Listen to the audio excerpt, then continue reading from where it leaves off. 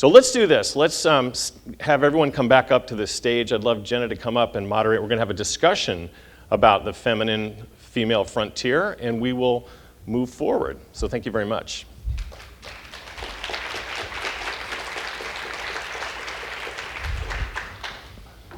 Let me tell you guys a quick little story. We're sitting at dinner last night. Jennifer, John, and I went out for dinner. And John says, you guys think I should use slides? And hold on. And we said, well, do you need them? And he's like, well, I could do it without, I think I can do it without the slides. He showed 387 different slides. How in the world would you have done that without slides? It was perfect. Lots of cappuccinos. That being said, I said go for slides, remember? And we went for slides. And it was a fantastic presentation. So thank you very much, John. That being said, my new friends, come have a seat. Let's have a little discussion. Fantastic.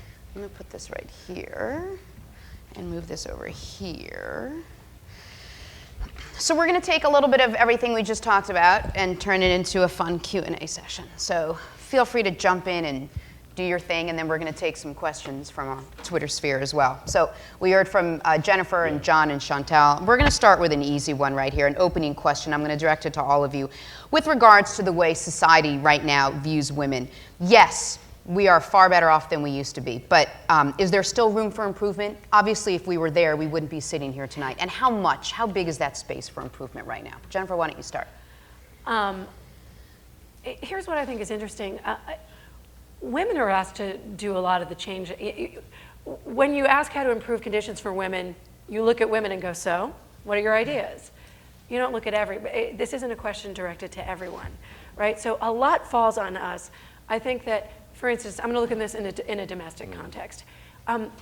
Or you know what, no, let me even go back further and look at it in a corporate context. If men are reporting more work-life balance questions now, conflicts and men than women, maybe they're encountering some resistance asking for time off. Maybe they are not able to actually do this kind of thing. So what I feel is like slightly unfair is that women sort of shoulder the burden, whereas if men took paternity leave and took 12 weeks of paternity leave at the beginning, as they do in Denmark, right, then on the ground floor, once they get in, the minute they are there from the beginning, they are dividing the chores, everything is happening immediately. We are now the only country, well, let's put it this way. In all 50 states, we pay more for childcare than we do for rent. And imagine what would happen if we had more support for childcare. We are one of 8 countries that has no paid maternity leave. Pakistan has a much more generous maternity leave policy than the United States. So what I think is sort of so crazy is that women are asked to solve these problems on their own, as if it doesn't also take their husbands, as if it doesn't also take their employers, as if it doesn't also take their governments, to help ease these things along. That's what I consider intensely problematic, that it's all on us. Yeah, John, what the heck? Step up, dude. Yeah. John's like, yeah. I got it sorted. Yeah. No, you're an engaged dad. Guys, it's interesting. We just did some research this week in America, and this is talking to 5,000 people in a survey, and 19% of Americans believe they are not doing a good job. I'm sorry, only 19% of Americans believe they're doing a good job of living in the moment. Okay, this one actually just stunned me. 78% of us would give up sex before our smartphone.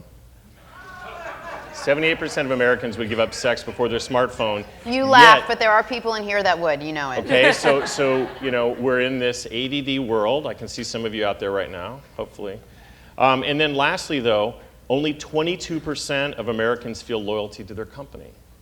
So I think, as you're talking about this, what I think is so interesting, Jennifer, is that men have got to be involved in this discussion, because then there's this sort of national malaise about these challenges that are making people unhappy. Chantel, let me ask you a question. We talk about, can women have it all? We throw those 3 words out there, have it all, as if we all know what all means. Is all the perfect combination of home and work? Is it striking that perfect balance? Is it something else? Are we at a point now where all is so much more than that? We all have kids up here. We're all trying to make it work. How would you answer that question? Yeah, I could relate a lot to what Jennifer talked about, of this tension between trying to be the perfect mom and trying to be the perfect employee as well. and the pressure that society puts on us as well to, now that we have some of these advantages in terms of education and other things, to succeed in the workplace. I'm one who I think I really struggle with the idea of having it all at the same time. I think you can have different emphasis over time in your life. So there may be a point in time where you can more heavily concentrate in your career, and then there's a point in time when you need to spend more time with family or other things. And I think that's true of men as well, but men aren't as willing to ask for that. And in fact, I'm a unique situation at Ford, and I'm fortunate they were very supportive. When I returned from Shanghai, I needed to spend more time with my family. And so I actually took a 6-month leave of absence from Ford because I couldn't truly do it all at the same time. And when I was in Shanghai, I hardly ever saw my family. I worked all the time because of time zones and travel and so forth. And then when I came back, I spent some time concentrating on my family. Can I ask you something? Did you feel guilty when you took the time off? Be honest. I think that's important. Actually, no. I had become comfortable with it, but I had some very hard conversations along the way gaining approval for that. It had never before been done with someone at my level, and but I was very fortunate that they were willing to consider it, and then I came back into what I would consider a core important job, so it didn't sideline me forever. So, so yeah, I think it is tough to really have it all at once, but over time, I think you can look at it as a continuum and trying to have it all. Jen? Ford let you do that. Let's just point out, though, I said you let, had an didn't I? employer that let you take 6 months. Yeah.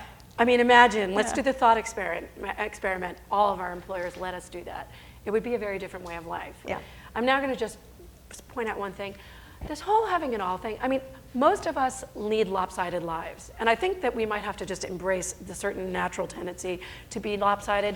Margaret Sanger, as she was like preaching birth control, she was leading a lopsided life. A lot of interesting people we know lead lopsided lives. And if you look at what people's natural dispositions are, it's about a third, a third, a third. About 1/3 of us are more home-oriented, about 1/3 of us are more professionally oriented, and about 1/3 of us want both, and that's a very hard thing to swing.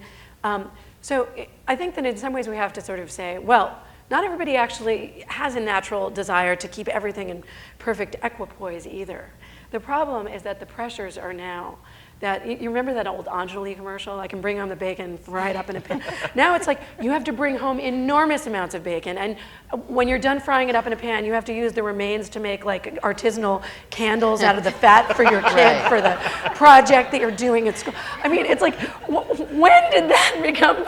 I mean, when should that be our mandate ever? And and so that's, I think, just it's a question of intensity too. Look, I get you guys have children that are older than mine. I have a 10-month-old, and I get asked all the time. It's the #1 question I get asked. How do you balance everything? I travel a ton. When I'm not working, I'm a personal trainer. When I'm not there, I'm with the kid. How do you balance all of it? And it took me a long time to be able to answer that question because, the truth is, I always felt like I was leaving something out. Like when I was at home, like should I be at work? When I was at work, should I be at home? When I'm training, should I not be? I never knew. And what I came to was, as long as, and this goes to your point of maybe imbalance is okay. Yeah. As long as you are present, as long as wherever you are there, your whole self is there, you bring your whole self to that moment, whether it's with your child.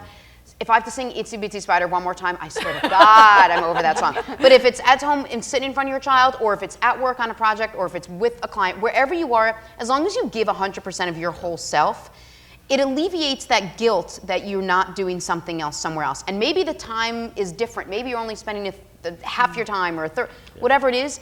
Maybe that's more important than the actual amount of time that you're putting into each. Does that make sense? John, would you say? Yeah, no, definitely. I think it does, but I also think going back to the point about Chantel having this time from Ford, we need to have this as a societal construct. And it goes to men and women both. In Sweden, women are not allowed to take their paternity leave unless the husbands take their paternity leave. It's a 3-month mandatory paternity leave. So that is putting into cultural motion sort of an expectation that men are going to be involved as fathers and that men are going to be involved in the family, which I think is really, core to your book. And from the moment, and here's something else, and this is a small thing, but it winds up being a big thing. So if men are involved from the beginning, think about that fight that you have in the early years, which is, oh my God, the baby's crying, I'm too exhausted, please take him. And the husband says, I'm trying to calm him down, but he only wants you. This happens a lot. What if men were home for the first 3 months? There would be this whole. But we're so far from that. So far. Well, What do men get now? What is paternity leave? It's like 2 weeks, maybe? I mean, there's no national policy of any kind. There's the Family Medical Leave Act, which is unpaid if you are an employer that has 50 employees or more. That's it. I mean, so your office might have a 2-week. I think that's like my office. Yeah, it's 2 weeks or something. But even that, what is 2 weeks? What is 2 weeks? I mean, 2 weeks. I was basically still in bed. I don't know exactly. Right. And even beyond paternity leave, after I took the leave of absence and I came back, people asked me, would you recommend it? I said, absolutely. Every person should take 6 months off to recharge, to just, you come back to work with a totally different frame of mind. As I talked to my male colleagues about that, it's just a foreign concept to think that they could be able to do that. And they just couldn't think about it in that terms. We don't accept it as a society. So let's broaden this out a little bit more. The challenges a woman faced 40 years ago, they were glaring and they were obvious challenges. Are we challenge-free today, or do we have a whole new host of different challenges when we either decide to have kids or walk into the workforce or go about? Well, let's start with you. I mean, you've been all over the world and you've sort of seen the way it's done here and elsewhere. How would you answer that? I think we do have a lot of challenges now. I do see the tension in the parenting. In China, I'll just, as a reference, if you think about the pressure put on when you have 2 children, how important those 2 children's lives are. Now in China with 1 child, with 4 people, actually 6 people depending on this child. You got 2 sets of grandparents and 2 parents, so you have 6 people focused on this 1 child, and the expectations for that child. So their parents end up going back, both parents typically work, and the grandparents raise the child. Sometimes to the degree where the parents live away from the child. So it's a totally different norm, but what that does for the parents is they're not trying to balance being the perfect mother and working. They're able to sort of hand off the raising of the child to the grandparents, and then they can concentrate fully on their career. So I see that as, in some ways, an advantage for some of those women in China. You're talking about something very important, the erosion of social capital. Right. 40 years ago, this was not ideal because, of course, women were more or less given no choice. I mean, they had to stay home, and not only that, but if they didn't find motherhood fulfilling, they were taken to a doctor, right? Something was the matter with them. And if their kids had autism, it was their fault. I mean, there are all sorts of ways that this was not. But they had each other. There was a community sort of in the cul-de-sac, and odds were that you probably lived closer to your parents. Now, if you are a college-educated man or woman, if you're, like, let's say, in a couple with 2 college degrees, the odds go down to something like 14% that you're going to live within 30 miles of your own parents. Yeah. So again, just think about all the pressure on these 2 people, only these 2. I mean, we don't have the other resources, and again, I just keep banging my spoon on my high chair about this, that there need to be other supports out there about, and I'm interested what you saw, you talked about Sweden. We traveled all over the world, but there were some very progressive societies like Sweden, but I also think one of the people that I'm a big fan of is Anne-Marie Slaughter at Princeton, and she talks about taking a longer view at lifespans. Think about millennials today, how long they're going to live, how long you're going to be in your career. And I think one of the things we do is that we don't think about our people, our employees, as investments in capital, and how we can sort of support them in a way that they can have a longer career. Because it's all about, you've got to make your money in your 30s, you've got to get to these positions. Well, what if you started to unwind that and think on a longer term strategically about people? Maybe you'd create better loyalty. Jen, you brought up so many good points when you were up here talking. I guess my question to you, and we've sort of pinpointed what the problems are, and what would be your advice to working parents today? I mean, without killing each other. I have a good life hack. To try to make it work. Yeah, I have a good life hack, actually. My book is not prescriptive, it's descriptive, but if you kind of squint and turn your head 30 degrees, you will see some of the things that people were doing that was making their lives better and more effective. What were they? So I'll tell you what a good one is. And it's going to be too late for almost everybody in this room, but there's a way to reverse it, kind of engineer it. It turns out that if couples, while they are pregnant, sit down and hash out in a very granular way what the division of labor should be in the house, And I'm not talking about the vague progressive 50-50 and leave it at that. You have to say who's doing the laundry and who's getting up at, at 4 a.m. Before the child is Before born. the child, which is why I said, okay, so this doesn't apply to most of us in the room. It's almost like a prenup. Right, but exactly. It's like a household prenup. Exactly, but for most of us, this is already, a fait accompli. To quote Austin Powers, that train has sailed for most of us. This is not going to happen. But it turns out that the outcomes are much better 18 months out, and even it turns out, as my book was going to press, I found this out, 10 years out, that husbands and wives get along much better, and that because they're not fighting, in vivo in real time in front of their kids about who does what. Here's what's interesting. You can still do that at any point along the way. Working couples, they can sit there and say, oh my God, I just realized I have 3 hours of work I have to do this Saturday, and I need an hour to go to the gym, and I need an hour just to walk and talk to no one. And if you say that on a Tuesday rather than on a Friday and because if you're passive aggressively duking that out in real time in front of your child, you're going to start fighting. And so it turns out that any amount of planning that you can do, no matter how, I'm not talking about date nights, which are hokey and, okay, great, go do that. But, I think practical advice would be to get granular and to do it ahead of time. But thanks for the advice. Well, it's too late, social science actually shows really appreciate that works. Jennifer. Yeah. We've spent a lot of time talking about the women's role changing over the years. We are taking on a bigger workload. We are using words like strength and power as part of our vocabulary. John, I'll ask you this. As we're changing, is the role of men changing as well? Do they have to? Is there a need for them to? They absolutely have to. It has to start with breaking up and blowing up unconscious bias that exists in companies and in society, and a large part of that is men. But I also think when we looked at our data, young millennial men fundamentally think differently in many countries than men over 50 about their relationships with women and the way that they think about women in the workplace. So there are some hopeful signs. Having said that, there's so much work to do. The numbers are so completely paltry. 16% of women on average I think, are CEOs or on boards. So, one of the organizations I'm involved with is United Nations Foundation Girl Up campaign, which is looking at sort of really driving and building esteem in young women leaders. And what was really exciting is we've just started a chapter with boys. So maybe that's a start. Well, you talked about leaders. Sheryl Sandberg brought that. Do women make good leaders? Do they? Why aren't there more women leaders right now in leadership roles? Chantel, I'll ask you. You work for a big company. Yeah, and you've seen how other companies work around the world. Yeah, I think a large degree, there are some societal things, some different expectations. When women and men behave exactly the same, it's perceived differently. Yeah. And it's not a Ford issue, it's a society issue. And I'll give you a couple examples. One is women are expected to be deferential. And I think some of that comes from how men were raised, and they saw their moms being deferential to their dads. And so when you're having a tough conversation where the man would be assertive and the woman is viewed as aggressive because she's expected to be a bit more deferential. Negotiating is the same thing. Women, when they negotiate, are sometimes viewed as selfish and being too aggressive, whereas if they're negotiating on behalf of the whole, that's viewed as acceptable for women.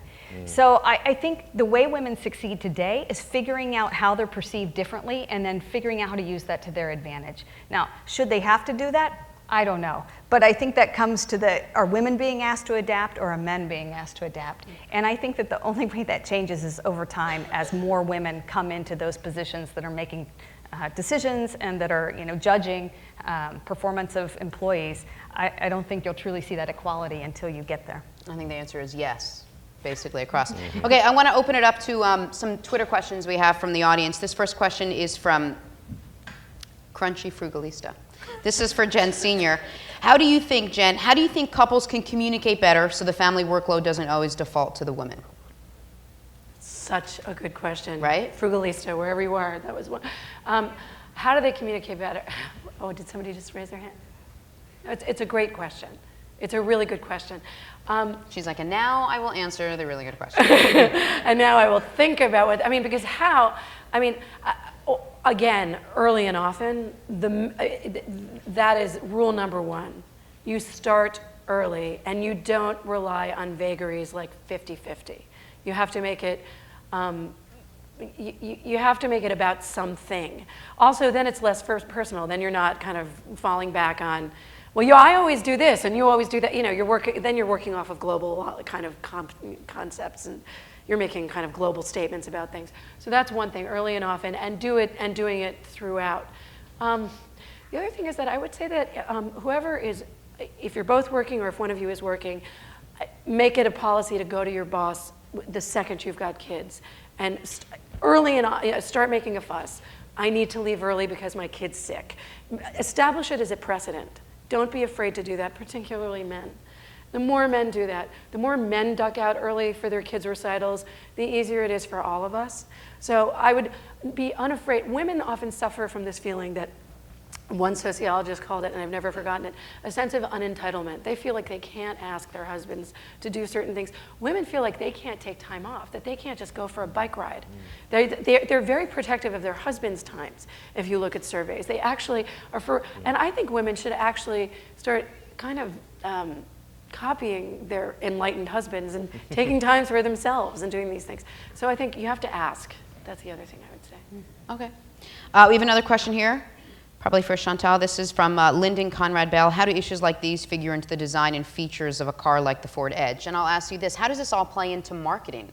I mean, is the industry following the trends? Is it more conservative? Are they slower than where society is pushing the trends now? How does this all factor in? Yeah, I'd say in terms of marketing, a lot of it is in how we communicate to women. So some of that messaging, I'll give you an example. We just launched a new campaign for Ford in which it's very much about the car visually. So you see the features of the vehicle, but the voiceover is talking very much about emotion and how the vehicle is used in situations. And so that, what we've seen is how women think about features. It's how it fits in their life rather than the individual technology. In terms of the actual features, you know, women and men, to a large degree, want very similar things in their vehicles. But again, it may be for slightly different reasons. Visibility is one of the key things that women, we actually started designing more features that help women with visibility because of their small stature. They tend to have more issues in terms of seeing. The rear backup cameras that you now have screens for, you know, whether it's blind spot monitoring in the mirrors. We designed those because we heard women talking about, I have issues seeing. Do men love the features? Absolutely. So it doesn't have to be exclusive one or the other. We find that there's opportunities where they very much work together. Did you want to? No, I'm just fascinating. Yeah, no, I didn't know that the whole backup feature was driven by women. It's hard when you're little and you have to turn around and try to look through, you know, Amazing so the backup camera helps a lot. I could use that, actually. This is from Lauren Zanoli. What role does the confidence gap play in all of this, and how do we close that gap? That's you. Why is that me? Oh, you're so good at that stuff. Confidence gaps? In what way? Is there a distinction between, I mean, men and women as far as confidence? I mean, from what you... Unentitlement. From what, exactly. Yeah. From what you talked about, it would seem that men are far more confident just about the raising the child process and everything's going to work out and don't be so stressed about the minutiae. I can tell one story at home and then I want to hear you. Sure. I mean, I'll tell, my favorite story from my book is I profiled this couple named Angie and Clint. Angie was a night nurse. She was a psychiatric nurse. She worked nights. And I asked her whether she felt more competent at home or at work. And she said, definitely at work. Now at work, people were kicking and screaming and biting her. She was working with people who had psychotic breaks, people who were really under serious kind of duress. But she felt more competent and more comfortable there. And she said that when she got home, she had no idea what she was doing. And I asked her husband the same question. He felt less competent at work. He had a desk job. But he said something that I have not forgotten. He said when he got home, he said, well, I'm the standard. I'm the standard when I got home. And I said to him, I mean, I can't imagine any woman saying when she's home, I'm the standard. There's always some other standard tyrannizing women about like what kind of mother you could be. Doesn't matter if it's Amy Chua's Tiger Mom telling you that you're supposed to, you know, only teach your kid violin and drums and never have sleepovers. Doesn't matter if it's June Cleaver. It doesn't matter if it's, I mean, I was tyrannized watching Tammy Taylor on Friday Night Lights. I thought, I'm never gonna be that kind of mother. And then I had to realize, she's fake. Somebody wrote her. She's the product of the writer's room. And I wanna be that woman, as if. But we all do. But we all do. But men, their fathers were disengaged. So they are already doing so much better than their fathers that they feel really great about their parenting. They think they're doing a lot better. Because they are. Right. They materially actually are. It's off a low bar. Yeah, it's a lower bar. They are profiting Yeah. from really dampened expectations.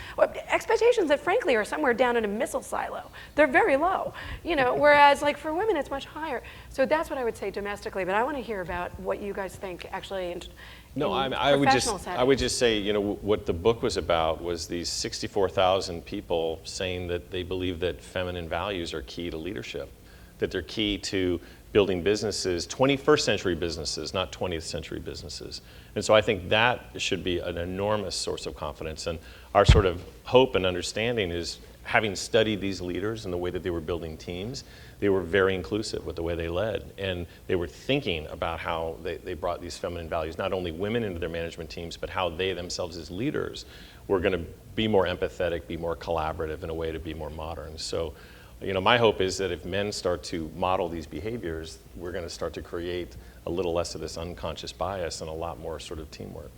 And I would say to overcome this confidence gap in the professional environment, I think it's, as you said, Jenna, that to do something you're afraid of. Because there is evidence that says that women will not apply for a job or a promotion unless they feel they are 100% qualified. And men will apply if they're 50, 60% qualified, because they'll figure it out. But women want to feel like, I've already done that, I know how to do it, and I won't fail. So there's much greater pressure in that regard. But if women can take the risk, I think that's the answer and how we move beyond that. So we all have kids. How old is you have I one have daughter? a 12 and 10-year-old. 12 and 10-year-old. 11 and 6. 6. And then step kids who are big. So how much of what they see are they going to turn into? They see the way the family dynamic works. I mean, I know for a fact that as a parent now and a new parent, I'm constantly thinking about the way my parents used to do it. My father had a very traditional role. He was the breadwinner. He fixed everything in the house. My mom would go to all the PTA meetings. She would sew all the Halloween costumes. It was very, very old school traditional. And I don't want to be that way, but I'm fighting it every step of the way. So I am not turning. And I wonder how much our kids see, and then it slowly sort of seeps in, and that becomes the way it is, or if it's changing. I mean, your daughter sees you work hard, and you actually, we should say, she skipped out on our dinner last night because you were at your daughter's My daughter's birthday party because it was important to you, Yes. which is fantastic. Yep. So they see me there at the important events, but I do wonder if I asked them today, they would not want to do what I do because they see the stress, like you talk about, and the hours and so forth. So. So I'm not sure. When we think we're being good role models, I'm not so sure. Do they want to do what your husband does? No, they see stress in him as well. I have a great supportive husband who does balance a lot of the workload, but he also works at Ford, and they see that we both have very challenging work lives as well as home lives, and so I'm not sure if they would want to emulate us or not. Right. I mean, John, you travel a ton. Yeah, I mean, I think I pull back out and look at it from a societal level in our data. 67% of millennials would work for less money at a company whose values and culture they admire. So I think we're also going through a generational shift here where the workplace of the future is going to need to be far more inclusive the way yours is, and be far more adaptive if they're going to have this talent in their firms in the future. Is that a direction we're moving in, or do you think that is just generational? I think it's a direction. I think that millennials have got a lot of other opportunities. They, when we talk to them in exit interviews, they're like, because I'm going to go start my own company, right? So I think that's part of it. And they also don't think of work as a place, right? They think Exactly. of it as a series of lifelong engagements. They don't think you go one place. And that's going to be very different. I don't think we could even speak to that. I'm always very interested in our attempts to game the future. I mean, if you look at Star Trek's kind of vision of what they thought the future was going to be like, you realize in retrospect, they're just grafting the present onto something slightly wacky. And I mean, I keep thinking about how when I was in high school, I was told that it was really important for me to learn Japanese, which didn't work. That was what was like orthodoxy when I was in high, and it didn't turn out at all to be the case. So I can try and speculate about what my kid thinks is going to be, important, but I think until we're there, we're not going to know. You know what I mean? I mean, he looks at me, and I'm sure, I think he thinks the same thing that Chantel's kids think. But, yeah. But for the most part, we're doing a good job. They're not amazing. we're feeding them. Yeah. We're spending more time Listen, with I have a them than 10-month-old. I any just need to walk out of here with a takeaway that I'm doing something right.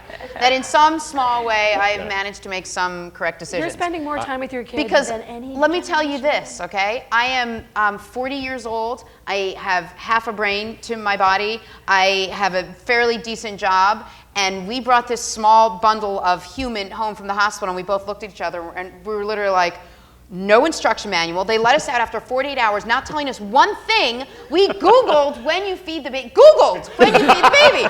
I call my mom. I'm like, how did you Google when you were going to feed me? How did you? I'm like, here's my breast. I mean, we were blind. So to say that you're like, we were raising a child blindly. Now, I'm 10 months in. I'm still pretty new at all of this.